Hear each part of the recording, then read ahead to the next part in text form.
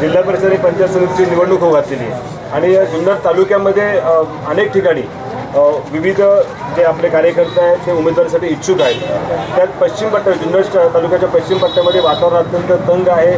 काल आपलेच काही कार्यकर्ते आहेत की त्यांनी काही पदं पण उपभोगली आहेत. त्याच्यामध्ये भाऊ देवाडे असतील, राजेंद्र घोलप असतील आणि इतर काही कार्यकर्ते आहेत की इतर सर्व पक्षीय लोकांना एकत्र घेऊन त्यांनी त्या ठिकाणी मेळाव्याचं आयोजन केलं होतं आणि त्या ठिकाणी काही उमेदवार त्यांनी त्या ठिकाणी काही नावं घोषित केली होती आणि आपल्यापर्यंतही काही नावं आली होती असंही त्यांचं म्हणणं आहे आणि आपल्याला उमेदवाराची मागणी केली होती. परंतु अजूनही ही बाब तशीच थांबलेली आहे. नक्की काय सांगाल?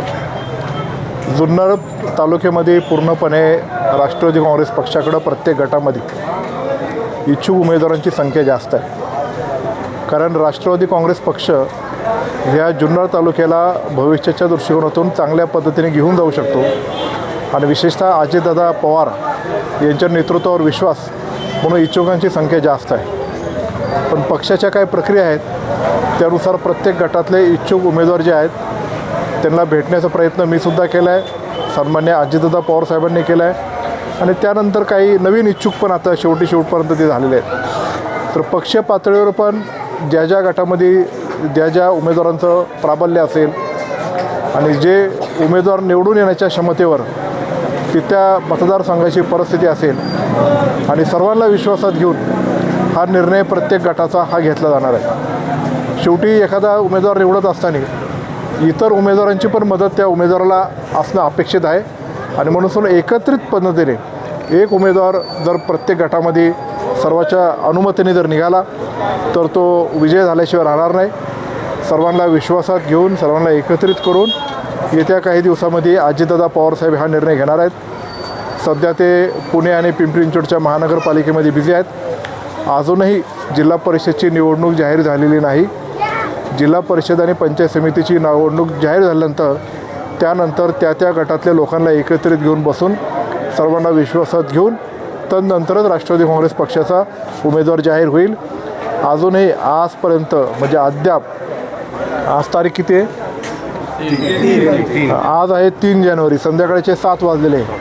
म्हणजे आत्तापर्यंत तरी कुठलाही उमेदवार अजून राष्ट्रवादी काँग्रेस पक्षाने कुठल्याही गटात निश्चित केलेला नाही.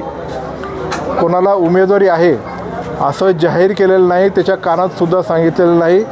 फक्त जे जे इच्छुक आहेत त्यांनी राष्ट्रवादी काँग्रेस पक्षाचं काम करावं, मतदारापर्यंत संपर्क राहावा म्हणून तुम्ही तुमच्या परीने करावं, पण उमेदवारी निश्चित नाही असं प्रत्येकाला मी आवर्जून सांगितलं आहे. कुणीही कुठल्या अफवेवर बळी ठेवू नका.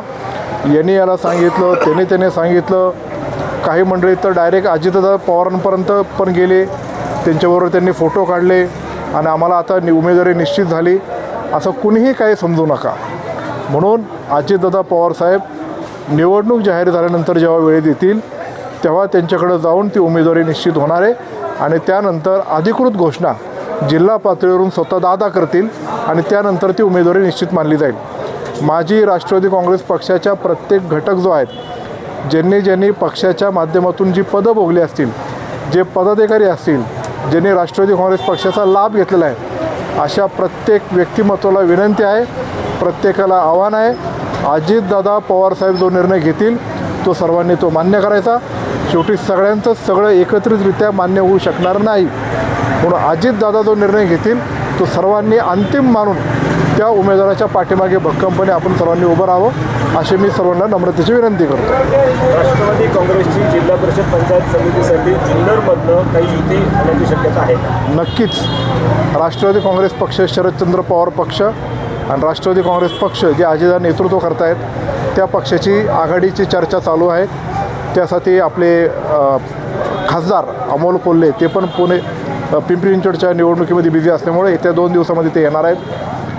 संघटनेमधले इकडचे कार्यकर्ते आणि तिकडचे कार्यकर्ते जे पूर्वीपासून एकच होते हे असं बसून सारासार विचार करून सीट शेअरिंगचा फॉर्म्युला कसा ठेवायचा, प्रत्येकाने सर्वांचा सन्मान राखून त्या पद्धतीने पुढं मार्ग निघावा अशी माझी इच्छा आहे.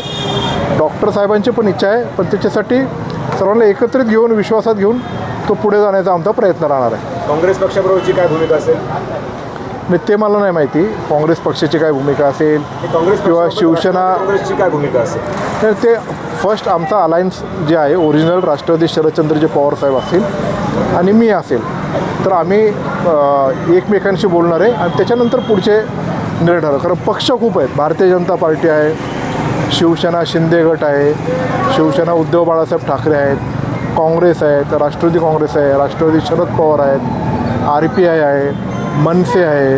असे प्रत्येकजण त्या गटामध्ये काही ठिकाणी इच्छुक आहेत. या सर्व बाबीवर चर्चा होऊन पहिलं राष्ट्रवादी काँग्रेस पक्ष आणि राष्ट्रवादी काँग्रेस पक्ष शरद पवार पक्ष या दोन पक्षाच्या आघाडीच्या बाबतीत आमची चर्चा झाली. इतरांचं मी आत्ता तरी काही सांगू शकत नाही. एक शेवटचा प्रश्न, जुन्नर नगर परिषदेच्या निवडणुकीमध्ये ज्या उमेदीनं राष्ट्रवादी काँग्रेस पक्ष पुढे आला होता आणि नगराध्यक्षपद असेल किंवा नगरसेवकपद असेल यामध्ये अपेक्षित यश मिळालेलं नाही, जिल्हा परिषदेला असा उशीर केल्यामुळे आपला काही घातपात होऊ शकतो? जुन्नर नगरपालिकेची निवडणूक ही राष्ट्रवादी काँग्रेस पक्षाने जिंकलेलीच आहे. काही कट कारस्थान करून आमच्या सेक्युलर वोट्स डिस्ट्रीब्यूट करण्यासाठी काहींनी आमच्यातलेच अंतर्गत काही बाकीचे लोक असतील त्यांनी तो डाव रचला आणि त्याच्यामध्ये त्यांनी यश प्राप्त केलेलं आहे. तरीसुद्धा आमचा जो उमेदवार आहे त्याचा 250 मतांनीच पराभव झालेला आहे. आणि जुन्नर शहरामधल्या सगळ्या लोकांचा जर कानोसा घेतला तर राष्ट्रवादी काँग्रेस पक्षाचं स्नेहलताई खोत निवडून यावं अशी मानसिकता होती. आणि सगळे शिवसेनेचे नगरसेवक आणि सगळे राष्ट्रवादी काँग्रेस पक्षाचे नगरसेवक त्यांच्या मताची जर टोटल केली तर राष्ट्रवादी काँग्रेस पक्ष हा जुन्नर शहरामध्ये पार्टी नंबर 1च आहे. म्हणून आम्ही लढाईत हरलेलो नाही. काही लोकांनी कट कारस्थान करून त्याच्यामध्ये ते हे केलं, हे लोकांच्या लक्षात आले, सर्व जाती धर्मातल्या सर्व समाजाच्या लक्षात आलं. म्हणून हे जे काय घडलेले आहेत त्याच्याबद्दल लोक खुश नाहीत. पण तरीसुद्धा निवडणूक ही लोकशाही पद्धतीने लढली, निकाल लागला. आता सर्वांना एकत्रित घेऊन पुढे जाण्याची आमची मानसिकता आहे आणि तशीच प्रकारची माझी भूमिका असणार आहे. राजकीय भांडणामध्ये लोकांचं नुकसान होईल असं आम्ही कदापिही करणार नाही. सर्वसामान्य जनतेचं हित जपासूनच आम्ही ते काम करत राहणार. जिल्हा परिषद पंचायत समितीबद्दल काय हे झालं जुन्नरचं? मी सांगितलं ना, त्याचा निर्णय पुढच्या 3-4 दिवसामध्ये होणं अपेक्षित आहे. अजून निवडणूक जाहीर नाही. अमोल कोल्हे आल्यानंतर त्यांच्यावर आमची चर्चा होईल. त्यांच्यावर चर्चा झाल्यानंतर त्यांचं काय मत आहे, माझं काय मत आहे ते आम्ही सांघिक पद्धतीने आमच्या नेतृत्वाकडे सांगू, त्यांच्या नेतृत्वाकडे सांगू आणि हा सर्व फॉर्म्युला बसला तो उमेदवारी जाहीर होतील.